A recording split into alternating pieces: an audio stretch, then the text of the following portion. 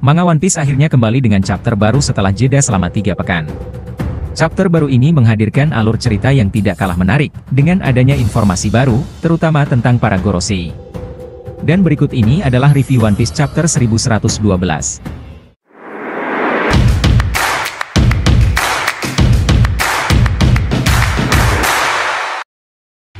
Saat ini kondisi di Pulau Egghead bisa dibilang sudah tidak terkendali lagi. Seluruh pasifista dalam chapter ini sudah berhasil dihancurkan oleh Gorosei no Tsuchiro. Di sisi lain, pihak Angkatan Laut juga harus mengalami kekalahan yang cukup telak. Hal ini karena sebagian wakil admiral mereka berhasil dikalahkan. Seperti wakil Admiral Red King yang berhasil dikalahkan oleh Franky. Franky bahkan hanya menggunakan salah satu kekuatan andalannya, yaitu Strong Rage, untuk mengalahkan wakil admiral tersebut. Jewelry Bonnie yang sedang bersama Franky juga ikut bertarung. Dia menggunakan kekuatan buah iblisnya, untuk merubah wakil Admiral Pomsky menjadi anak-anak. Bonnie kemudian menendang wakil admiral tersebut dengan brutal. Banyak marinir yang menganggap Bonnie sangat kejam dengan melakukan hal tersebut. Scene ini bisa jadi bukti bahwa kru Mugiwara memang sudah mengalami peningkatan kekuatan. Seperti Franky yang mampu menghabisi wakil admiral, hanya dengan satu serangan saja. Artinya level kekuatan kru Mugiwara saat ini sudah berada di atas wakil admiral. Sayangnya kita masih belum melihat aksi dari kru lainnya. Di sisi lain, chapter ini juga memberikan informasi bahwa Vegapunk ternyata melakukan penemuan baru terhadap teknologi Den Mushi.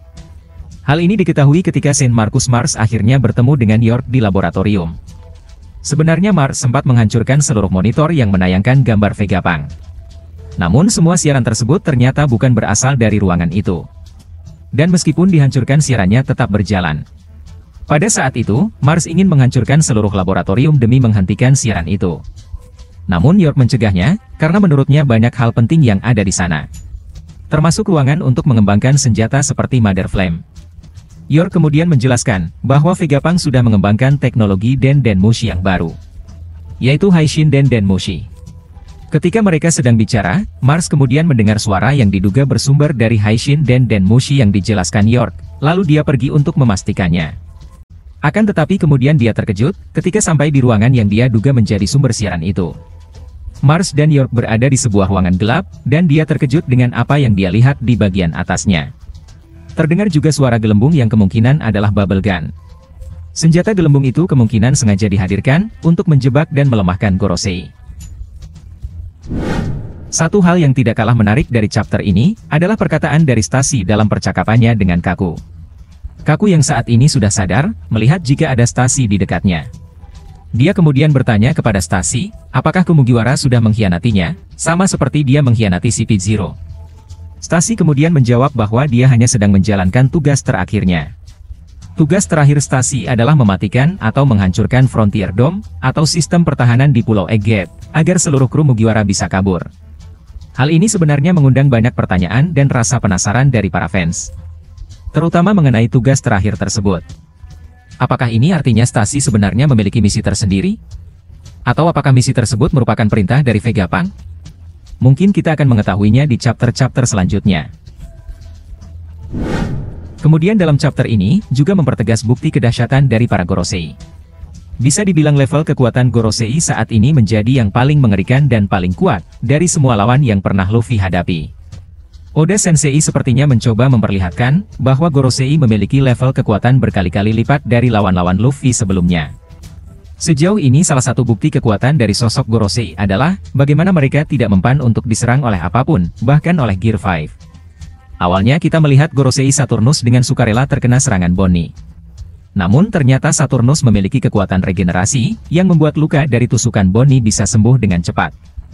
Bukan hanya itu, pukulan dahsyat yang ia terima dari Kuma pun bisa sembuh dengan sangat cepat. Puncaknya adalah pernyataan dari Luffy di chapter sebelumnya, di mana dia mengakui bahwa Gorosei merupakan sosok yang sangat tangguh. Mereka bahkan tidak bisa dilukai oleh serangan Gear 5 apapun. Setiap serangan yang Luffy lakukan terhadap Gorosei Saturn, pasti akan pulih dengan sendirinya dengan sangat cepat. Bahkan Luffy sendiri mengakui, bahwa serangan yang ia lakukan sia-sia. Kemudian yang menarik di chapter 1112 adalah Luffy yang justru terluka, ketika menyerang Gorosei. Padahal dia menggunakan salah satu teknik Gomu-Gomu terkuat, yaitu Red Rope. Dalam chapter ini, diketahui Luffy mencoba untuk bertarung menghadapi Gorosei Jupiter dan Warkuri. Namun ketika Luffy mencoba menyerang Gorosei Warkuri, justru dialah yang terluka. Scene ini juga seolah jadi petunjuk lain, bahwa Gorosei memang bukan sosok sembarangan. Dan juga seolah menjadi bukti level kekuatan para Gorosei yang memang sangat luar biasa. Chapter 1112 mungkin tidak seintens chapter-chapter sebelumnya. Namun dalam chapter ini, ada beberapa hal yang menarik yang bisa jadi petunjuk terhadap sesuatu. Salah satunya adalah level kekuatan dan ketangguhan dari para Gorosei. Lalu apakah Luffy dan kru lainnya bisa mengalahkan para Gorosei? Atau justru mereka bisa kabur dari Egghead dengan selamat? Sepertinya kita harus menunggu chapter-chapter selanjutnya. Kira-kira bagaimana pendapat kalian tentang hal tersebut? Silahkan tulis di kolom komentar dan nantikan video selanjutnya.